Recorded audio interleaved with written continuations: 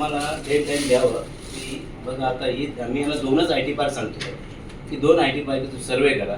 आम्ही इलेक्शनला 50-50 बिल्डिंगी विदाउट मधल्याच्या आम्ही लोकांनी भेटीगाठी करतोय. मॅडम यांना फक्त 2च बिल्डिंग आहेत आय टी पार्क संदर्भातलं. ते गेले 3 महिन्यापासून त्यांना जे आहे ते सर्व करून होत नाही. आणि त्यांनी आम्हाला सांगावं की आम्ही 8 दिवसामध्ये आम्हाला तुम्हाला जी माहिती हवी की आम्ही देतो 8 दिवसात त्यांनी द्यावं. आम्ही आंदोलन करणार नाही. मॅडमनी समजा आम्हाला चालढकल केली आणि आम्हाला त्याची माहिती नसेल, संविधानी आम्हाला अधिकार दिला आणि आम्ही तो करणार.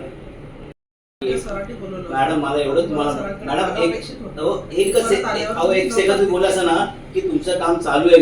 मी 5 मिनिट थांबा, तुम्ही न बघता निघून गेलं.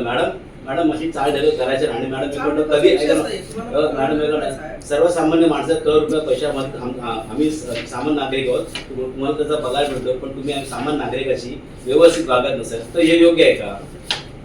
योग्य आहे का सांगा तुम्ही. मॅडम कधी तुम्ही तुम्ही ऐका ना, तुमचं कालचंही पत्र आम्हाला मिळालं नाही. चला तुम्ही म्हणा आंदोलन करून पोलिसांना तुम्ही दिलं, आम्हाला पत्र दिलंच नाही. दाखवा माहिती असेल मला व्हॉट्सअप ते दाखवा ना. मॅडम कोणी दिला ना? मॅडम ऐका ना, मॅडम माझा व्हॉट्सअप नंबर सर.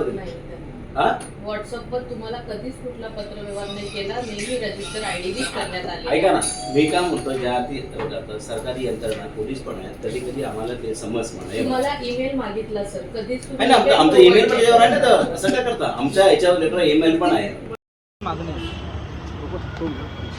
आम्ही जिल्हा उद्योग केंद्र यांच्याकडे वारंवार पत्रव्यवहार करत आहे, पण जिल्हा उद्योग केंद्राची जे मॅडम आहेत त्या मॅडम आम्हाला 4-5 महिने मागणी करत आहे, पण मागणी कुठल्या प्रकारची ते मान्य करत नाही आहे, चालढकल करत आहे. आणि नियमाप्रमाणे पत्र दिल्यानंतर साधारण एक 15 दिवसाच्या आतमध्ये त्यांनी ते पत्राचं उत्तर द्यायला लागतं. आणि त्या अनुषंगाने कुठलं पत्र त्याचं उत्तर न देता किंवा कुठल्या प्रश्नाचं आम्ही इथे वारंवार भेट दिल्यानंतर त्यांची आमच्याशी कुठली चर्चा न करता सदस्यची जी मॅडम जे आहेत ते कुठल्या प्रकारचं उत्तर न देता ते चालढकल करत आहे. आणि ह्या ठिकाणी जिल्हा उद्योग केंद्र असल्यामुळे अनेक सुशिक्षित बेरोजगार मुलं जे आहेत इथे लोनसाठी उद्योगासंदर्भ मार्गासाठी इथे येत आहेत. आणि सदस्यचे काही कर्मचारी आहेत, मॅडम जे आहेत ते ह्या मुलांना कुठल्या प्रकारचं मार्गदर्शन करत नाही आहे. नागरिकांनी तक्रारी आहेत. आणि ज्या अनुषंगाने ज्या मॅडम वागत आहेत, जे अधिकारी वागत आहेत, त्यानुसार असं कळतं, प्रथम दिसून येतं की सदरचे अधिकारी आहे ते कुठल्या प्रकारचं नागरिकांना रिस्पॉन्स देत नाही आहे. आणि हे जे आहे माझ्याबाबत घडत असेल, सर्वसामान्य नागरिकाबाबत नक्की घडत असेल. पण आज आम्हाला इथे वागडेश्वरच्या पोलिसांनी जे गोपनीय आहेत त्यांनी मदत केली आणि त्यांनी मध्यस्थी केली. आम्ही आज आंदोलन करणार होतो, पण पोलिसांनी मदत केली आणि याच्यात मार्ग काढला की ते आता सर्वे जो म्हणत आहेत की आम्ही 30 तारखेला देऊ, 30 तारखेला सर्व ते दिलं तर चांगलंच आहे. नाहीतर 30 तारखेला ह्या वागळे स्टेटमध्ये एक मोठा आंदोलन व्यापक असेल आणि हे वागळे शेड हादरेल एवढं तुम्हाला सांगतो. आता अधिकाऱ्यांसोबत चर्चा झालेली आहे, काय नेमकी चर्चा झालेली आहे आणि काय एकंदरीत सर्व मागण्या तुम्ही त्यांच्यासमोर मांडलेल्या आहात? आम्ही या ठिकाणी त्यांना सेंट्रम आय टी पार्क असे 2-3 आय टी पार्क जे आहेत आम्ही त्यांना ते सर्वे करायला सांगितलेलं आहे की ह्या आय टी पार्कमध्ये नक्की काय चाललं आहे या संदर्भात आम्ही त्यांना मागणी करतो आहे.